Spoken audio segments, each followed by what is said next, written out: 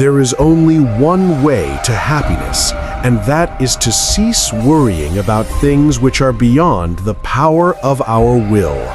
You wake up, and before your feet even touch the floor, the world is already demanding a reaction from you.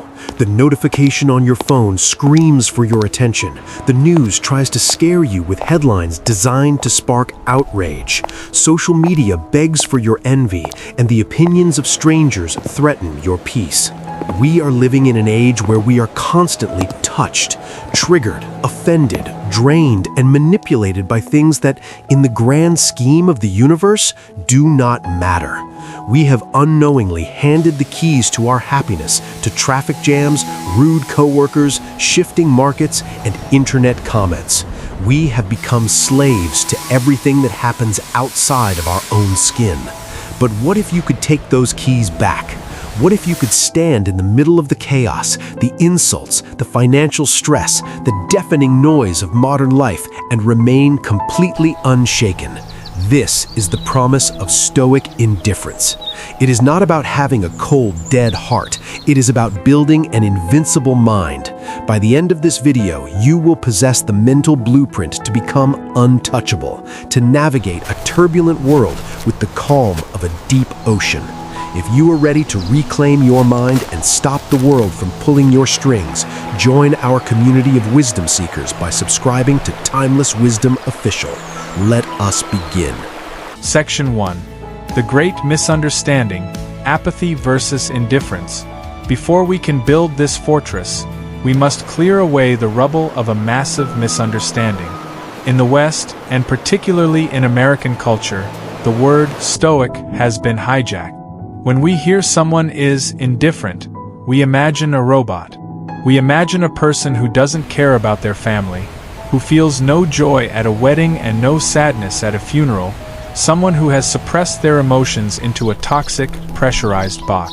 Let me be clear, that is not Stoicism. That is pathology. That is being dead while you are still alive. The ancient Stoics were not lifeless statues. They loved, they led armies, they built families, and they served in politics. Marcus Aurelius wept. Seneca laughed.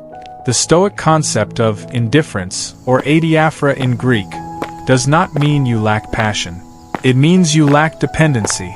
Think of it this way. You are the captain of a ship. Your happiness, your character, and your peace of mind, that is the ship itself.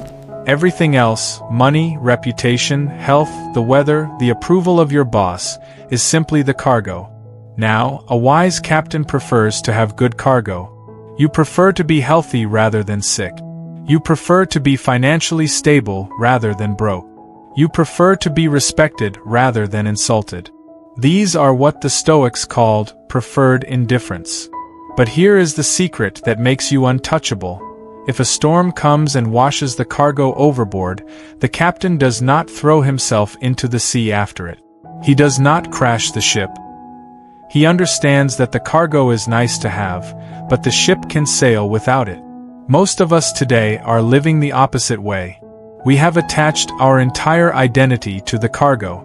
If we lose the job, we feel our life is over. If someone insults us online, we feel our worth has been destroyed. We have made our happiness conditional on things we cannot keep. True Stoic indifference is the radical realization that while you can enjoy the game of life, you do not need to win every round to be a complete human being. It is the ability to look at a loss, a failure, or a rejection and say, "This is inconvenient, but it is not catastrophic. It touches my wallet or my ego, but it does not touch me."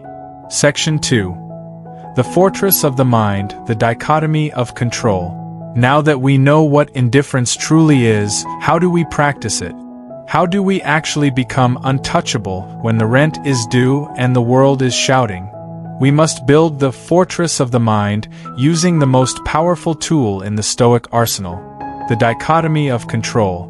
Epictetus opens his handbook with a statement that acts as a razor, slicing through all the confusion of life. Some things are up to us, and some things are not up to us. It sounds simple, almost too simple. But look closely at your own life. Look at your anxiety, your anger, your sleepless nights.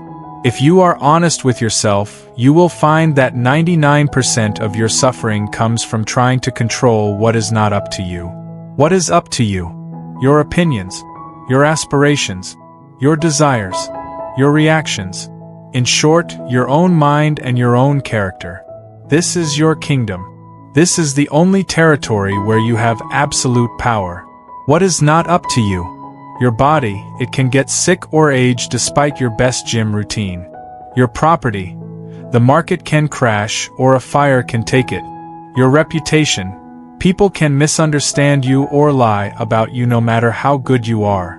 Your job, a merger can happen and you can be let go. The Stoic does not waste a single ounce of energy screaming at the rain for falling. He simply opens an umbrella. Yet, in our modern lives we spend all day screaming at the rain. When you get stuck in gridlock traffic on the way to an important meeting, what happens? Your heart rate spikes. You grip the steering wheel. You curse the other drivers. You are furious. But does your anger make the cars move? No. The traffic is an external event. It is not up to you. Your anger is an internal reaction. It is up to you. By becoming emotional about the traffic, you have allowed an external circumstance to enslave you. You have allowed a line of metal and rubber to dictate your internal state. To become untouchable is to draw a hard line in the sand. When something happens, you run it through the Epictetus filter. You ask, is this under my control? If the answer is no, you treat it with indifference. You don't ignore it, you navigate it, but you do not surrender your peace to it. You must realize that the world cannot hurt you without your consent. A rude comment is just sound waves moving through the air until you decide to interpret it as an insult. A rejection letter is just ink on paper until you decide to interpret it as a failure. The fortress of the mind is built by realizing that you are the gatekeeper. You decide what gets in. And starting today, we are changing the security protocol. We are no longer letting the outside world walk in with dirty shoes and wreck our house. Section 3. Digital Detachment, Indifference to the Noise. Once you have secured the fortress of your mind, you must look at the siege engines constantly battering against your gates. In the modern world, the enemy is not a barbarian horde. It is the black rectangle in your pocket. It is the algorithm. We are living through a pandemic of distraction. The American attention economy is designed with one specific goal: to bypass your reason and hijack your passions. Every headline, every breaking news alert, and every viral controversy is engineered to make you feel angry, afraid, or inadequate. They are harvesting your peace for profit. Marcus Aurelius, ruling an empire plagued by war and plague, reminded himself, to expect bad people not to do wrong is madness. Today we must update this. To expect the internet not to be toxic is madness. To expect the 24-hour news cycle to be calm is madness. Yet we doom scroll for hours, letting the weight of the world's tragedies crush our spirit. We read comments from strangers who misunderstand us, and we let it ruin our dinner. This is where the Stoic Art of Indifference becomes your digital armor. You must practice selective ignorance. You do not need to have an opinion on everything. In fact, it is a superpower to say, I don't know enough about that to form a judgment, or even better, that does not concern my character, so I have no opinion on it. Imagine the freedom of that. You see a political scandal on Twitter? You scroll past. You see a celebrity controversy? You remain indifferent. You treat these things like the weather in a foreign country. It may be storming there, but you are not there. You are here. The Stoics practiced withholding assent. When you see something triggering, you pause. You do not instantly judge it as terrible or disastrous. You see it simply as information. A server crash is just data. A rude email is just text. By stripping away your immediate emotional judgment, you reclaim your time and your sanity. You stop trading your limited life force for cheap digital outrage. Section 4. Social Invincibility, Indifference to Opinions.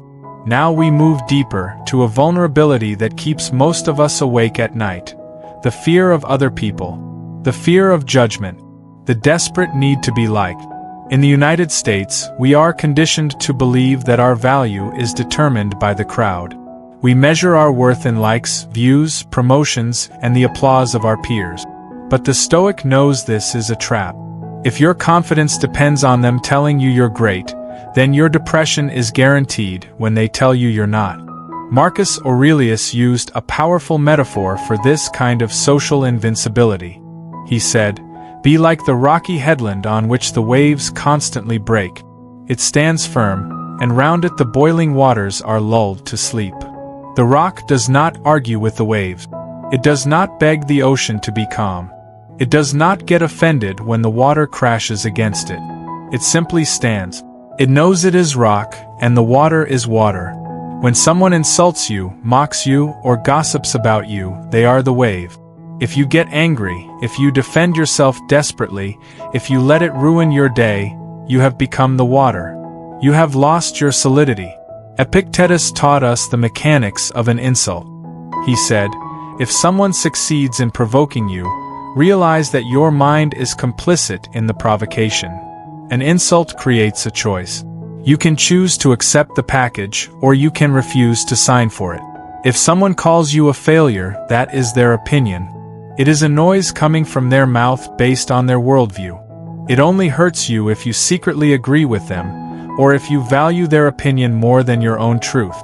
To be untouchable is to reach a state where praise and blame sound exactly the same to you. They are just sounds. If you know who you are, if you are living by your own code of virtue and excellence, the applause of the crowd adds nothing, and their booing takes nothing away. You are self-contained. You are the rock. Section 5. Economic Resilience, Indifference to Fortune. Finally, we must address the most practical anxiety of the American life: money, career, and the future. We live in a hustle culture that tells us more is better. We are terrified of inflation, layoffs, and economic downturns. We tie our sense of security to our bank account. But fortune is a fickle mistress. The Stoics knew that you can do everything right, work hard, save money, invest wisely, and still lose it all. A market crash, a lawsuit, a medical emergency. These things are not up to us. If your peace is built on your wealth, your peace is built on sand. Seneca, one of the richest men in Rome, practiced a technique to inoculate himself against this fear. He would spend days living as if he were poor, wearing rough clothes, eating scant meals, and sleeping on the floor. He asked himself, "Is this the condition I feared?" He realized that the worst-case scenario was survivable. You are stronger than you think. You do not need luxury to be happy. You only need it to be comfortable. There is a massive difference. To achieve economic resilience, you must adopt the mindset of the archer. This is a classic Stoic analogy. The archer tries to hit the target. He selects the best bow, he checks the wind, he aims with perfect focus, and he draws the string back with all his strength. All of this, the preparation, the aim, the effort, is up to him. But the moment the arrow leaves the bow, it is no longer up to him. A sudden gust of wind could blow it off course. The target could move. In your career and your finances, you are the archer.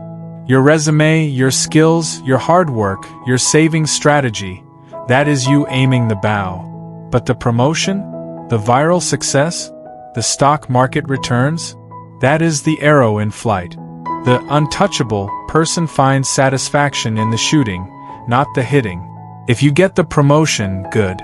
If you don't, you know you did your best, and your self-worth is not tied to the result. You detach from the outcome. When you stop needing the world to reward you, you become dangerous. You become bold. You take risks because you are not afraid of falling, because you know that even on the ground, you are still you. Section 6. The practice, how to build the shield. We have discussed the philosophy, the mindset, and the theory. But Stoicism is not a library of words. It is a gym for the soul. How do you actually train this? How do you wake up tomorrow and be more indifferent than you were today? You need a protocol. Here are 3 practical steps to build your shield. Step 1. The morning rehearsal, premeditatio malorum. Most Americans start their day with optimism, hoping everything goes perfectly. This is a recipe for disappointment. The Stoic starts with realism. Before you leave your house, take 2 minutes to visualize the friction. Tell yourself, today I will meet people who are rude, ungrateful, arrogant, and selfish. I will hit traffic. I might get a bill I didn't expect. By anticipating the chaos, you strip it of its power. When the rude coworker shows up, you don't get angry. You simply nod and think, ah, there he is. I was expecting him. You are not ambushed. You are prepared. Step 2. The 5-second pause. This is the circuit breaker. Between every stimulus, what happens to you, and your response, what you do, there is a space. In that space lies your freedom. When you receive that angry email, or when your child spills milk on the carpet, do not react immediately. Force a pause. Count to 5. In those 5 seconds, remind yourself, this is an external event. It is not good or bad. It just is. That brief pause is the difference between a slave who reacts on instinct and a master who responds with reason. Step 3. Objective description. We torture ourselves with adjectives. We say, this traffic is horrible, or this meeting was a disaster. Stop adding the adjectives. Strip the event down to its naked fact. The traffic is not horrible. It is simply many cars on a road moving slowly. The meeting was not a disaster. It was simply a conversation where people disagreed. When you remove the judgmental language, you remove the emotional weight. You see reality clearly, without the fog of your own drama. The ultimate freedom. My friends, the journey to becoming untouchable is not an escape from life. It is the only way to truly live it. To be indifferent is not to be a stone. It is to be a warrior who refuses to drop his shield. It is the refusal to let the randomness of the world dictate the quality of your soul. It is the quiet confidence that comes from knowing that while you cannot control the wind, you can always adjust your sails. When you master the art of indifference, you gain the ultimate freedom. You are free from the need for validation. You are free from the fear of poverty. You are free from the slavery of anger. You can walk through the fire of the modern world, the noise, the outrage, the pressure, and not be burned. You can look at the chaos, smile calmly, and whisper to yourself, you have no power here. When you reach that state, you do not just survive life, you transcend it. You become a fortress. You become untouchable. Thank you for spending your valuable time with Timeless Wisdom Official today. If this message helped add a brick to your inner fortress, please subscribe, like, and share this video with someone who needs this peace. And I want to hear from you. Tell me in the comments below, what is one thing in your life you need to practice stoic indifference toward today? Is it the news? A difficult relationship? Your own anxiety? I read your stories and I learned from them. Stay wise. Stay strong. And remember, the only thing you truly own is your mind. Guard it well.